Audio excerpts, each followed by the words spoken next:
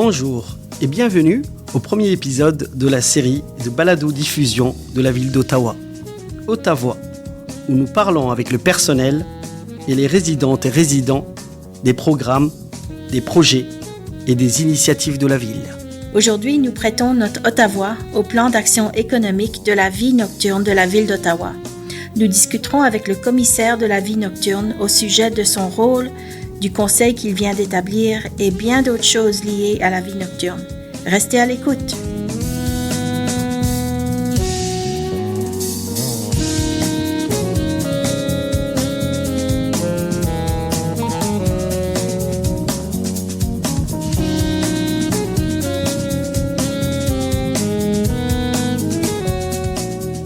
Notre indicatif musical pour commencer cet épisode s'intitule The Flow par The Mark Deco Quartet.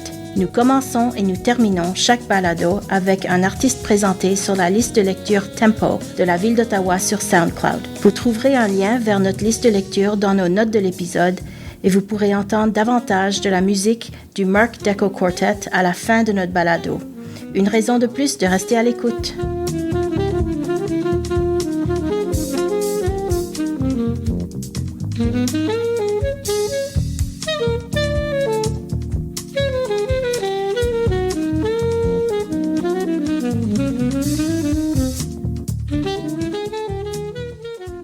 Je m'appelle Abdi et je suis spécialiste en recouvrement à la ville d'Ottawa. Et moi, je m'appelle Valérie Biettelot. Je suis gestionnaire de l'élaboration de politiques publiques au service de protection et d'urgence. Dans un instant, nous allons discuter avec Mathieu Grondin, commissaire de la vie nocturne à la ville. Mais tout d'abord, dites-moi, Abdou, à quoi ressemble votre soirée d'habitude? En fin de semaine, j'aime bien me balader en soirée avec ma famille au centre-ville et profiter d'un bon restaurant ou aller au cinéma. Et qu'en est-il de tes soirées, Valérie? Mes soirées sont un peu la même chose. Mes soirées ont tendance à tourner autour de restaurants aussi. J'aime bien en découvrir des nouveaux. Et si je peux compléter la soirée en écoutant un peu de musique, un concert quelque part, c'est encore mieux. Avant de commencer, nous avons quelques remarques d'ordre administratif à formuler. Les programmes et les services de la ville dont nous parlons figurent dans les notes de l'épisode. Et ce, peu importe où vous nous écoutez. Autrement, vous pouvez les trouver sur le site web de la ville, ottawa.ca/fr. Les notes de l'épisode contiennent également un lien vers la chaîne YouTube de la ville où vous trouverez toutes les archives de nos balados. Pour l'instant, il n'y a que 7 épisodes. Comme nous l'avons mentionné, il s'agit en fait de notre premier balado.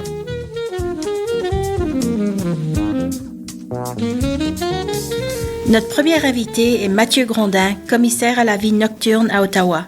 Monsieur Grondin a dirigé la publication de 2 études importantes sur la vie nocturne de la ville de Montréal.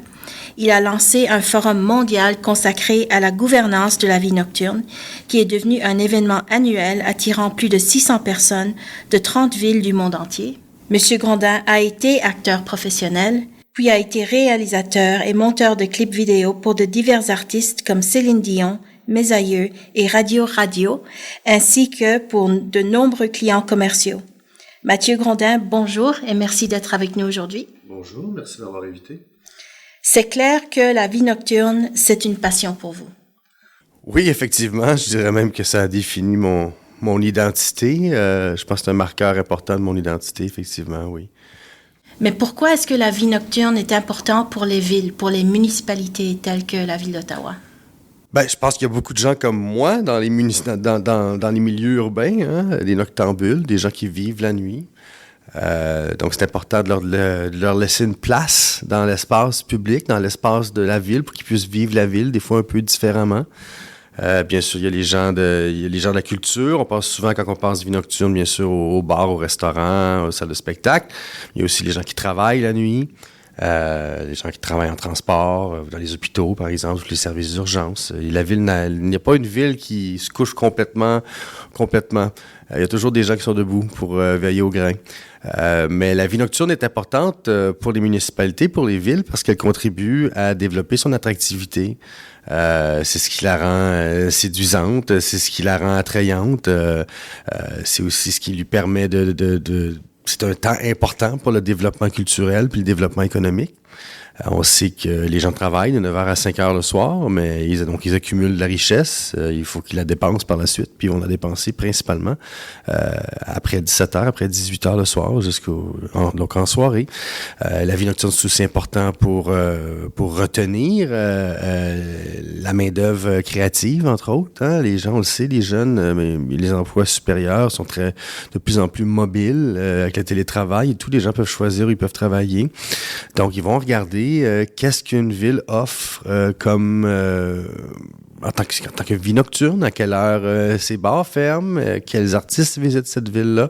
Donc, ça contribue à pouvoir garder captive une partie de sa main-d'œuvre et ça permet aussi d'attirer des touristes parce que les gens, quand ils viennent, oui, ils viennent visiter le Parlement, oui, ils vont aller voir les musées, mais à un moment donné, après ça, quand les musées ferment, ils veulent avoir des options pour bien manger, bien boire et puis écouter de la musique, consommer des spectacles.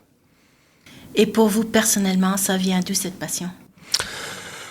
Personnellement, moi, je suis un peu tombé dedans quand j'étais petit. Mon père était animateur de radio de nuit à Montréal. Donc, mes premiers souvenirs quand j'étais petit, c'était de m'endormir sur le divan dans le fond du studio vers 1h le matin, parce qu'il travaillait jusqu'à 3h du matin. Puis, j'avais l'impression d'avoir accès à un monde un peu mystérieux. J'avais un peu le privilège d'être là parce que j'étais un enfant qui avait le droit d'être debout à l'heure où les enfants normalement sont couchés. Puis je pense que c'est un peu encore ce qui, même en tant qu'adulte, c'est ce qui rend séduisante et attrayante et mystérieuse la vie nocturne. C'est qu'on devrait peut-être être au lit, mais on est encore debout.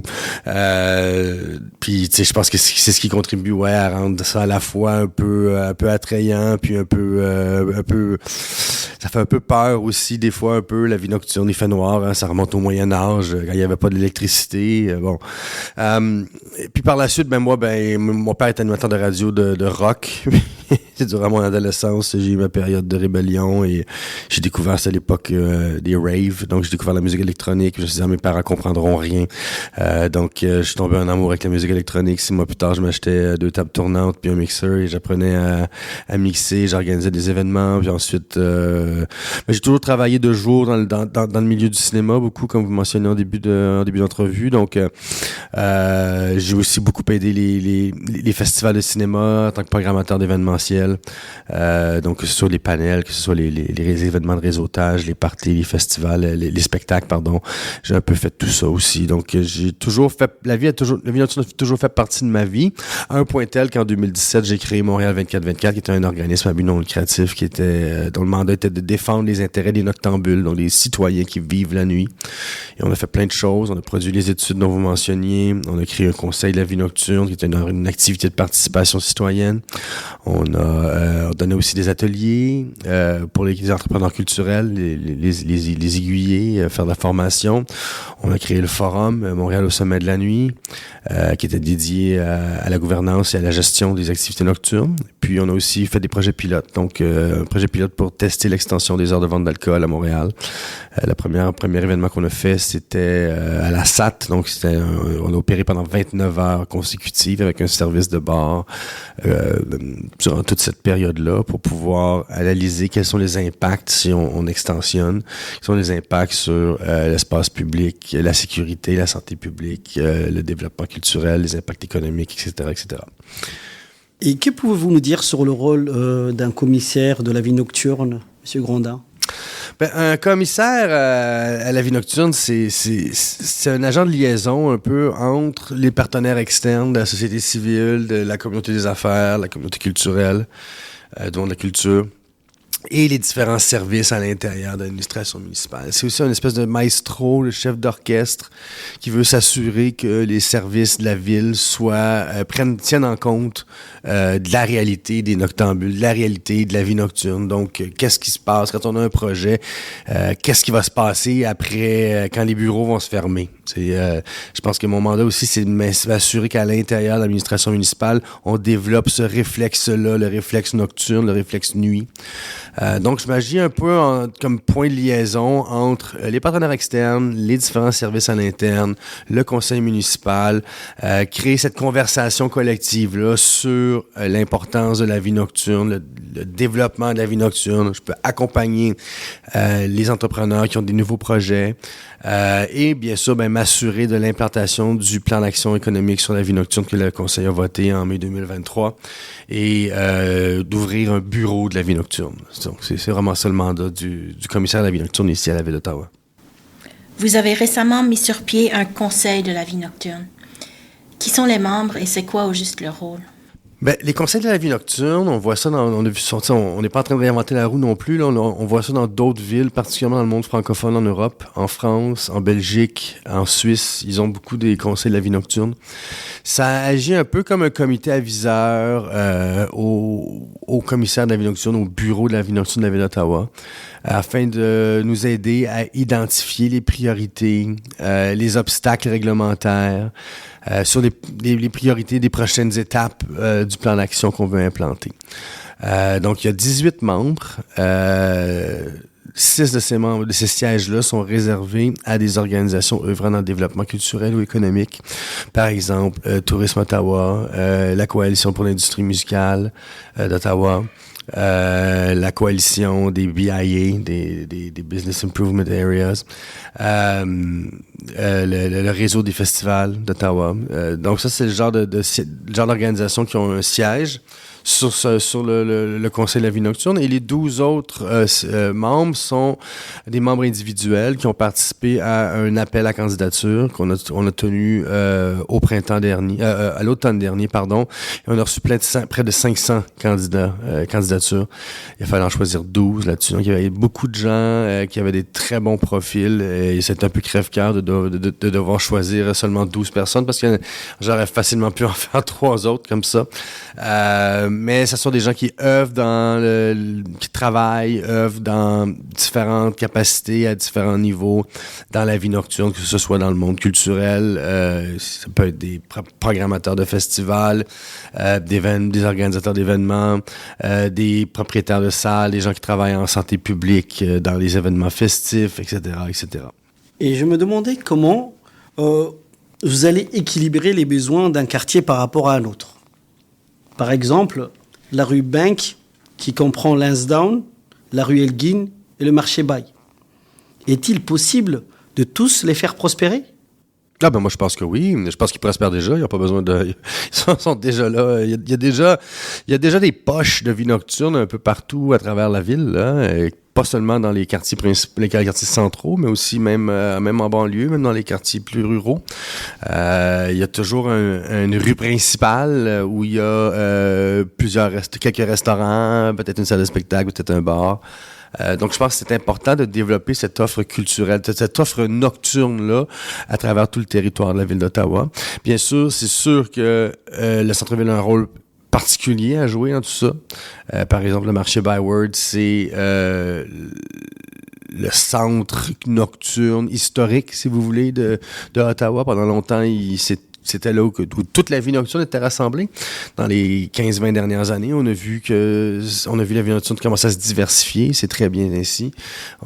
Il y a des trucs sur Bank Street. Il y a la rue Elgin qui va très bien en ce moment. Lansdowne, vous l'avez mentionné. Mais avant qu'on fasse Lansdowne, il n'y avait pas vraiment de vie nocturne dans ce coin-là. Donc tout ça, moi, ça participe à la vitalité culturelle et commerciale des quartiers après les heures, après le coucher du soleil. Et je pense que pour qu'il s'agit de les accompagner puis de comprendre c'est quoi un peu chacun leur identité et de les faire croître à l'intérieur de cette identité-là. Donc, la vie nocturne ne se passe pas seulement dans les lieux situés au centre-ville. Mais qu'est-ce que vous allez faire comme commissaire et qu'est-ce que votre bureau va faire pour rejoindre ceux qui ne sont pas au centre-ville? Ben, comme je vous dis, je pense qu'il faut les faire croître en fonction de leur identité, puis c'est eux qui savent le mieux où est-ce qu'ils vont. Puis un des bons partenaires pour travailler là-dessus, c'est les BIA. C'est eux qui connaissent leur secteur. Et on n'aura pas la même vie nocturne à Canada qu'on va l'avoir au marché Byward, c'est certain. Mais je pense qu'il y a quand même quelque chose à faire un peu partout. Que les gens n'ont pas nécessairement besoin de se rendre au centre-ville pour apprécier une vie nocturne. Cela dit, la vie nocturne va toujours jouer un rôle central et particulier, spécifique au centre-ville. C'est comme ça ici à Ottawa, mais c'est comme ça aussi dans toutes les grandes villes du monde. Les signes de réussite du plan d'action économique sur la vie nocturne seront peut-être graduels et subtils, mais pour vous, Mathieu, ce serait quoi un signe de réussite, par exemple? Moi, je pense que vous avez raison. Ça va être graduel. Je pense qu'il y a beaucoup d'attentes. Ça prend quelques semaines seulement après que j'ai accepté le poste. Déjà, je recevais des courriels disant j'ai pas vu des nouveaux événements. Bon, ça va pas arriver du jour au lendemain, ça. Moi, je suis là pour accompagner les projets. Donc, je pense déjà en ayant cette conversation-là collective autour de l'importance de la vie nocturne, ça peut donner des idées à des entrepreneurs de partir de nouveaux projets. Puis moi, je vais être là pour les accompagner, pour les diriger vers les sources de financement, pour les aider à naviguer à travers parfois les tracasseries administratives qui sont propres à n'importe quelle administration municipale. Donc, c'est un peu ça mon rôle. Quels seront je pense que pour moi, mon mandat, c'est d'implanter le plan d'action. Donc, il y a 10 recommandations. On est déjà arrivé on a déjà à peu près réussi à en accomplir la moitié de tout ça. Puis, il nous reste encore 1 an et demi, 2 ans pour le compléter. Donc, je suis très confiant d'arriver à pouvoir compléter les 10 recommandations du plan d'action là, avant les prochaines élections. Vous êtes à Ottawa depuis 6 mois. Oui. Avez-vous eu des surprises par rapport au projet? Oui, je dirais que ma plus grande surprise, et je le dis de manière très positive, c'est le niveau d'enthousiasme de tout le monde sur ce projet-là. De toutes les parties prenantes, que ce soit des plus petits collectifs d'artistes underground jusqu'aux plus grandes organisations comme le Board of Trade ou Tourisme Ottawa. Je pense que tout le monde envie que ça change, envie de développer la vie nocturne ici à Ottawa. Par rapport à d'autres villes où par expérience, parfois la vie nocturne est soit prise pour acquise ou réduite simplement à ses externalités négatives, donc à être une nuisance. Je pense que les gens ici à Ottawa ont soif de développer, ont soif de plus de vie nocturne. Ils comprennent très bien les qualités d'une vie nocturne, de vitalité, d'avoir de la vitalité autour de la vie nocturne de la ville. Puis ça, pour moi, c'est un atout incroyable pour la suite du projet. Cet enthousiasme-là va nous permettre d'assurer, je pense, le succès de ce projet-là. D'accord. Nous entendons souvent dire qu'il n'existe pas d'endroit simple et unique pour s'informer sur ce qui se passe à Ottawa. Il y a beaucoup de démarches à faire pour savoir ce qui se passe et où cela se passe. Est-ce que vous y avez pensé? Et qu'est-ce que vous proposez? Oui, c'est pas la première fois que je l'entends, celle-là. J'ai rencontré près de 200 personnes depuis le début du mois de juin. Puis bon, ça revient souvent, cette inquiétude-là. Cela dit, je l'ai entendu aussi ailleurs dans le monde. Donc, je pense que c'est vraiment, c'est structurel et ça fait partie, c'est en lien avec notre époque. On retournera pas aux années 90 où il y avait des journaux culturels et à la fin, il y avait une espèce de calendrier de quoi faire ce week-end et tout était là. On vit dans une économie digitale maintenant où l'information est fragmentée, fractalisée. Il faut trouver sa niche et les suivre par rapport avec les moyens de communication que cette niche-là utilise. Ce que je veux dire par là, c'est qu'il y a des informations sur différentes plateformes, par exemple des réseaux sociaux. Et que vous ayez 50 ans, vous trouverez peut-être pas vos informations sur TikTok, mais quelqu'un de 15 ans va peut-être aller sur TikTok. Donc il faut être très agile et avoir beaucoup de tentacules très larges pour être capable de filtrer, de trouver tout ce qui se fait. C'est très difficile. Je pense pas qu'on va... ce serait idéaliste de croire que la Ville d'Ottawa puisse régler ce problème-là. Cela dit, oui, c'est sur notre radar. Cette année, on va travailler à mettre en place peut-être un outil en ligne pour pouvoir amplifier le message à propos de ce qui se passe à Ottawa le soir et la nuit. Ça fait partie là, de nos priorités pour 2025. Quelle forme exactement ça va prendre, je peux pas me prononcer pour le moment, mais je suis bien confiant que ce qu'on va réussir à faire, ça va certainement contribuer à amplifier le message et à rendre l'information plus accessible. C'est quoi la prochaine étape dans votre plan d'action? La prochaine étape, c'est de continuer d'implanter les prochaines actions, les prochaines recommandations du plan d'action. Comme je disais, on va environ la moitié du plan. Donc, il en reste encore la moitié. Cette année, les priorités, ça va être... il y a un processus de révision de règlements municipaux pour essayer justement d'enlever ce qu'on appelle en anglais le red tape ou les tracasseries administratives, les obstacles réglementaires pour essayer de faciliter un peu la vie aux entrepreneurs culturels et commerciaux qui œuvrent le soir et la nuit à Ottawa. Il y a aussi un plan sur la sécurité des travailleurs et des participants à la vie nocturne. Ça, on va travailler là-dessus aussi cette année, de concert avec le Conseil de la vie nocturne pour nous aider à identifier les priorités à ce niveau-là. Il y a la volonté d'amplifier le message, donc de trouver un outil, peut-être un outil virtuel ou en ligne pour pouvoir contribuer à amplifier la communication sur ce qui se passe la nuit.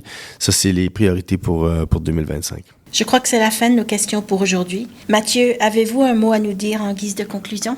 Peut-être suivez notre page Instagram. On a créé une page Instagram pour que les citoyens, les résidents d'Ottawa puissent continuer d'être au courant de ce que fait le commissaire à la vie nocturne et le bureau de la vie nocturne d'Ottawa. Donc, c'est @OTT, night, nuit, NIGHT. Donc, suivez-nous sur Instagram. C'est ce qui conclut le premier épisode d'Ottawa. N'oubliez pas de consulter le site ottawa.ca/fr pour obtenir de plus amples renseignements sur le plan d'action économique de la vie nocturne d'Ottawa. Soyez à l'affût de nos prochains balados, durant lesquels Ottawa discutera de choses tout à fait différentes. Dites-nous ce que vous pensez du balado et envoyez-nous vos suggestions pour les prochains balados sur les réseaux sociaux ou par courriel sur podcast-balado@ottawa.ca. Vous le trouverez aussi dans les notes du balado. Pour se quitter dans la musique, voici un peu plus de la pièce The Flow par The Mark Deco Quartet, présentée sur la liste de lecture Tempo de la ville sur SoundCloud. Au revoir et au plaisir.